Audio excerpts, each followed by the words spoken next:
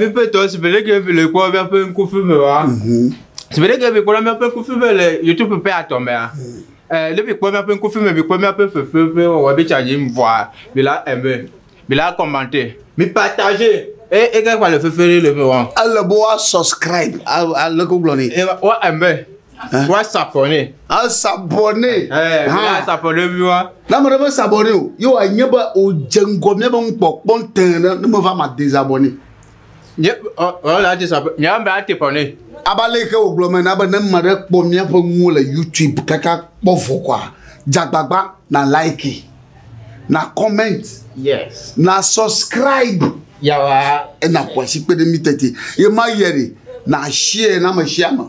Et la partager wa. Ne share na ma share ma kwa. Ma share ma kpo ga anya bari. Wi tutu kpo na le o vivi nwa. Ye ya lo le ke glo. E to ko ya kwa. So to anje pa la to me. E ja o gro me wa. Bojo. Ya plan of you and ya to be my young night. Can't talk bona. Então é bona. Ah, cavaleiro né? Já filho já te perdeu qual. Te paga ainda. Qual é a vida colonia? Ana chachala gele. Não qual não pode chamar do já te perdeu. Aí te paga. Quando me filma bem no como é que batinho não. Aí que vire. Kai. Adira oniga. Oh, adira melio. Laki, mi fona ma. E fona pa. Enye yono. Na bono. Ya poto. Mo pe de jisibe de vi yomo va ochi. O de suku kaka wu. Nye mano gabo wana po mo fiya. Kaka. Nya no oji pon va sede va do fi ka wa de sondo. Ta majiba wa sondo. Kaka nya tita mo kuna. Nye majiba vient na sondo mo tore ke ano tita kumu ala ba. Bon. Ne mo ko tita jovia. Ayi dream. Kaka ma boko jinu de ka jinu vo. Fu pepe yin le ma kata ko ma. Ala bo mia manomia bo. Ne do kuma yina ko agbo pian ayi agbo pian na yu. Ayi fi ni mo ko tita jo gbe mi le ka. Kaka jinu bli bo wa fi wa. Papa do wa jo jina yere. Wow. Abu to na na pro no ho le mu. Tari mo jiba nyan susu no asonto dokawa ason be ason Efo dokawa to pobo wa tin wo ye mo jiba no bo hakumo le bo wa wo ye vu do de anote pereka na ga jiji ba nyasemo wo mo la ha na jiji ba npo mo mo la ha ye hanu ne we kapu mo la ye hanu do asitere nkuvi jina nyima ye hanu wanya te pere kado anya dodo ye ke adani de adawo de te pere ka ezema wano duama ewe yijimo na carpenter ha master na gbede ha o master egbo janya nya vinyama te de ko kaka gwa nya do yimo jibo no kpla wa mo fa american kpla du don no la panto ya mere wa kpla du la ma mo jibo no we ma mere ne kpla ya bono ga ma ti ha don to te me ma pe fuga allo nya tu apoga ewe ja kpla Ya polola. Ya kpla. Were akpla tu polola. Were du. Wa ka jibe akpla. Awo. Na wa sunu ju dom no la do aga su ku igeke. Ne ga ifire le ma. Na ikpla ma ano su ko han ya no kpla. Awo.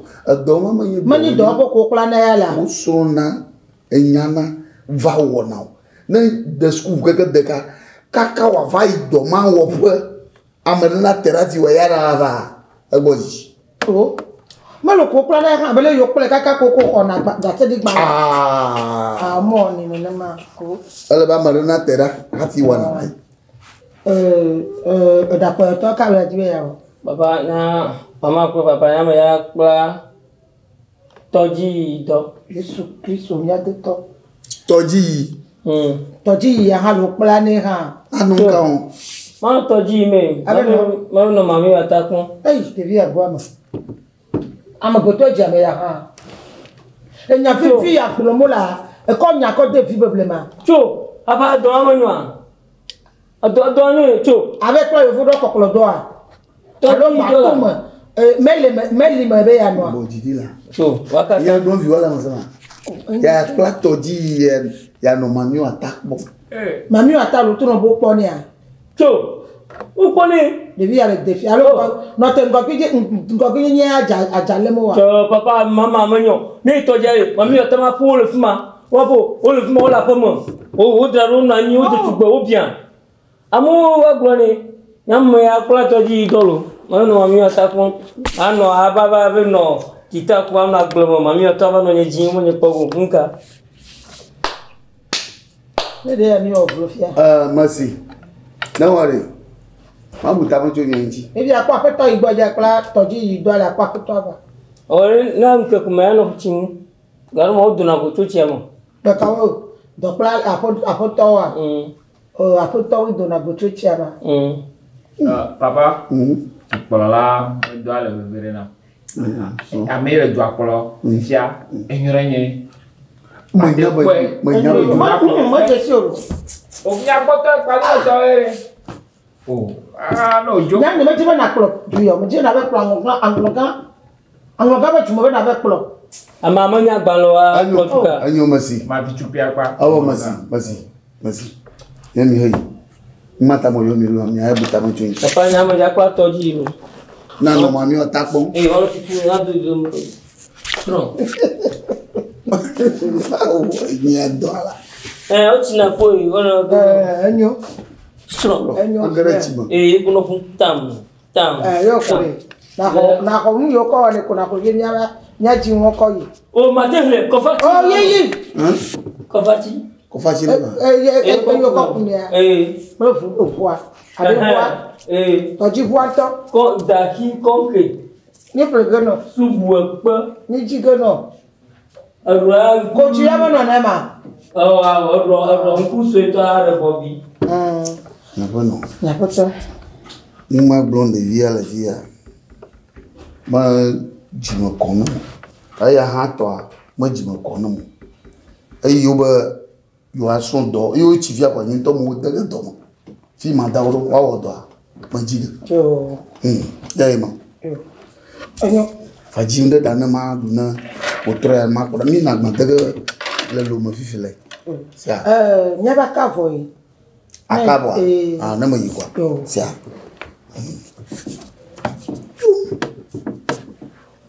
Son dolo ya son mami ata nka ya son toji ya kan ba chupla ya son juplo do hangu yo sona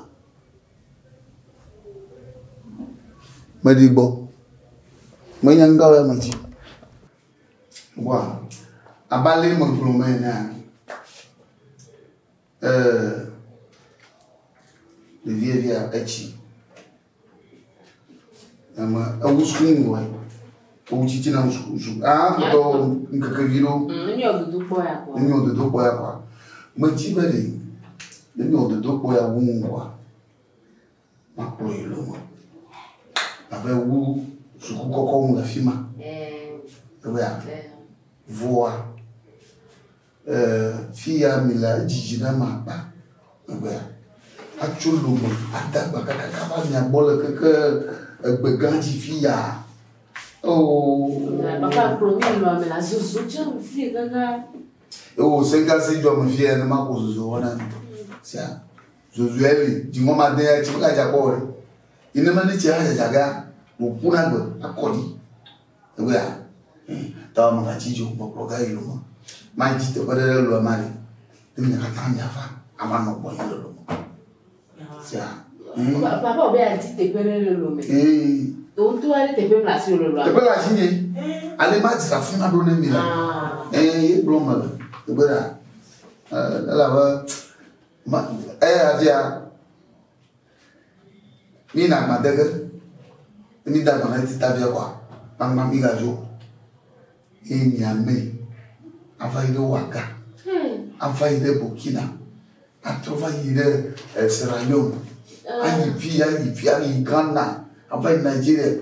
Kakama ga trombo wa na boba. Boba jimda ka. No ti o jona lobo. Bano me bo vire. E ba jose le kane me anu de. Abo ha e. Nama jo le mi abo. Mi la tem gugu. E vera. Ni tem ke boga do. Ta to nye ba. Mo do fia le go ba. Mi ava ni. Ava no bo nye le lo. Abo akpa. Abo ba. Ba ya suku ko ida gana la lo mari ti ma ye fugba to ju o le ye fugba ba ti gri to ye fugba ba lo to yo no gagan pom no jeji o la gana tuwa ye fugba fu mo le na Ye ndai ma kwa fita. ta wi ma mama wa ye fi ye fugba ba lo to abele ye ba nan to miela fi ma ma su daga su ko le Papa to le nya na ni ya. On ya ma. Do you fu be? cho asege na ma ba be abele ko do fugba no de Chama tete. Ogodo ayoga le fugbe matete zia ga ya ni yo le fugbe me wo ni do fuma ba ya le kula ga so nji da kure ngo awo ni fugbe ko la do lo made ni fugbe wo li to ani bodo mi to ani suku ho wi mo to ani suku ho kan to ani suku ko to ye ani ebia suku kote we fugbe lo turu to mo idege male imo vinya Ya kenyu rito. ojo uri do no na kodo ni la do dinu ko nyega pa ma wa Papa la pro nya ya lo ya mo buje fero. aya mo buje ko Ni lo. o mo pro ai na ya mo buje ko na ida mele je ba apo pipa o ga to lo Ai. po ashile lo mo we ba shigama ma ya shiviolo No. oh ma ya shivio ya no fia ba yo ira karashi no fuma gujo abo Gan lo karabasia. so asiante ma mla ida luma nya shi grando agbeto no na sha magbe sha ashedi na go sha Kama ti tebe le fu mo sa. mo te ba ji no sha anyo Lo me ya na mi school yo bena ni ja lo me. aba lu rejila luma Lo me. Ko ni na mali. Unda ni le fu mo do so wani nya no. bo de via ire ka ha ko o le bana ni na de pe via chi via o le bana de pe de via wa je yo mo to adani kama ni ha isu wa klo no via Ya we won le no nya ko o va san le ko ojo. Wa le ke ma wa do pe. No, papa on ba do nya ko, on ba do ko. mo ga de pe o O so ka ko mi aje. o Ja do po. Nya. Ko ta me fi. ngi ga ni o na de pe No, papa mi le kama na ni fa. o ga no ani Na so. Papa ko ni no bi ni ba fe sha ba no bu mo lo. Bari eto la po atisi. Ba ko fi eto To la. mo na fanya. Awulu. Chu amadi man la joji kaka. Ko to ni. Papa. Papa po nyong yama bia. Papa. ba ka ya o de di o di mu me Ha? Papa la kan. Eto nye. Ato la kan. Papa. No te bejo eto we ya. Ato ni. Awule to nye ya lo. Papa. Oh. Abanga. Eto nye. Avec ti me ye. Titan me. Ato pon ni le. Eto nye ya le kuna titan la. Ah, papa. Onye ko na ko mo nko nya pe ko yo na nya lo. Ya gbe ko na me. Oh. Papa. Fika dada. Papa. Dada. Papa po. Dada. Ni fa po. Papa. Ato we. Eto nye. Afọ. Papa. Nke jore chi. Non vi ene ple. Non vi eva pangolo. Yo ne ponyo ada kwa bo. Apa kwa mi kuku ba o de vi o mi yuge e ko jani. Allô maman. Va janvier nye gbo po a. Tu vas pour papa, papa n'y est toi. Nye gbo mo le me. Maman. O maman do huna va fi jen lo do hu di hune gbanye opo hu ke vana kabaware do na va. Ela ye tutu yo. Apa no vi? Papa. Apa no? Voilà. Jine che makaene. Etonye ya la. To we nyame ya. Eye di me. Fikanelo. Ni ke le dapango va les school loi me. To. Obi No ya de. Enonye mi yo la va. To wa. Etonye ke di me ya la papa. Ko ti di tabe no vika. Dapango. Ta papa Kama sobe. Dapango ha. Mo si po. Menyo. Loko yo na o. Agbe ko elo. Awule akpeko elo. Okay. Papa. O ga to ponu la fun. O fun ga. O ga to ponu. E ja fun. E si a. O fun ga. Jine che me no. E gbogbo ma. E gbogbo. E fo nine jine che me no. Na yin de ka be jawe. E no agbon na lo. Ma un to ti be na de mi amofa mi va to ko ni ya che. Wa o ko nyire lo. Non fi ha me la sinyo. Ne me pluvo la vanya papa ga E si jibira. a. Non fi me la sinyo. Mi kwa nya me to e ma. Monua, Foyer wo. Oh, nyare. Quand toi ya velia ya, we ni ton ya dom la no. Gagner non vivant no. C'est à non ne va. Da ma le je tu bodo ma. Oh, da si en ma ou toi. Après toi to ben avec plever. To me to no be violer ici le lomo. Oh, enyer ka ko be On tu ya fond dilo. Gano tu mo pune se sino. Da chinga fo fongala aga ba so ma jola. Mi da si togbe ke enana zontolo. Ya ele no wole diara. Ma pule na mi po, e voix di han. Kaka jifiga ya reka. Ha, e finyo mi nyanke joa. Mi ga ko chitere fio. Awo ne no fia. Nwo ye le fia ate va fond. Bonne mi ko tera le fia ko e be lu fo ma ga ba do mo. Sia, mi va mi jo no anigba. Aya fa fa ono popon di ne ke be jawe o. E sia. Mi va mi jo mi ga fond. Mi chite e gbon ma lo. Bon. Afo, mi va mi jo. Aya fa fa la ko du ni ro ko bo. Mere be idran. Idran. Ah, do fia. O fo to ma na. Yi, Ku bien ne abana zura mo to mo ko na da. Famille, mais qu'à faire fio. Après doit commencer. Avant pata. Le via après mo. Azunyu ore ja gwa. Bon wa ga de tu ko lo mi atumoro. Non, vient ka on ina ni mi le pene. Après non, et puis ouais. Comment sont ouais? Et tu sont ni des vieux bétonniers. Maman, j'ai envie que me va vers me. Oh, ba ga jambi o lo su fo. Ba su fo. Ni wonde ya. Ya pe fo wa mi wonda mi obodo don banda. Kama akona mawo. Apo don to jibe na ba ti si apo mo. Si a. Ajivi kaka wa ti ke no vi ke chamele o domolo. O no ko ni franc ke ti agbe a. Bon, bon, na chabe sur les ici. Ah, on trouve nya e. Ah, papa. Papa. Papa. Papa. Papa. Midasi d'abord. Et bien, attendez. Kaka di vieux si me kia. Oh, pourquoi on change de vie depuis que. Ma o de no na dia ti no. Eh, ma ko ni yele mele ki kan ko mi wo. Bo papa go bon. Ah. Yo. Oh. Info. Oh, papa, mi kule sema fo. Mi kule sema fo. Ya. Papa, nyalo chite. Nyalo chite. Papa fo. Nyalo chite.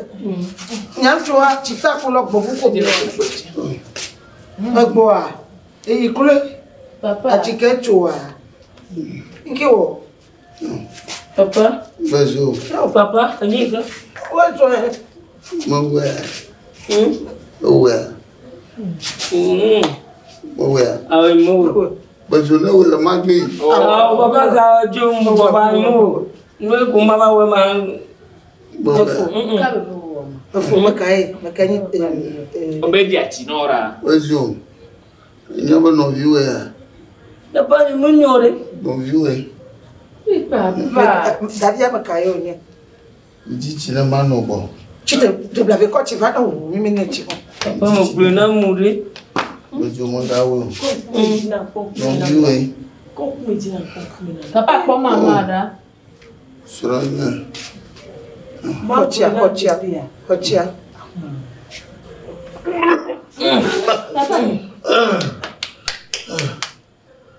chikotele wa no chikotele ji. Juma mo le twa jiji. Papa Julie no. Mama, fio ya upona mawia. Upona mawo fore. Abo. Babo, Upona mawo. Alo nyada wa no wa. Nyada wa. Abono nya. Aju share. Papa. Bronya na mi po. papa. Yo moto e. Laissez ta melo. Wa yo moto e. Papa we jinya daria. Papa. Enyabo ya Bo. tei. Entono vinha. Uhaga de tubapa. Oh vida. Papa. Abono nya. Afo. Vinha ke. Yo. O majile da pango. Mo ku ya lofu. O ku kan lofu. Sia. Non via ko ni ko fanya hamale. Ma kwa vwe. Papa kada Gaja to e. Fika ye valo ama fika le. Ni kona boy. Ma ka gbole fima. Nga ho fu papa. Akuta nwo gbo fa ko ma. To pe me ya. Ntu ya ye twa pe ya mi le ma. Sia. Akuta nwo na gbo fa. Ya kula fa no nda no fo. Sia. Kare mo nyame le on to we do na jo. Sia. Akula si o gbadu ara hona. No. No la me kare me no fo kwale. Ya kwale ikote da ba no do. Laissez ta melo. Won tu ya. Won tu fo le vodi. Papa. Nka ba si tu ya le gong na fo wane na. Ye be yi be kulo no via ba fi nya je sia. Oh,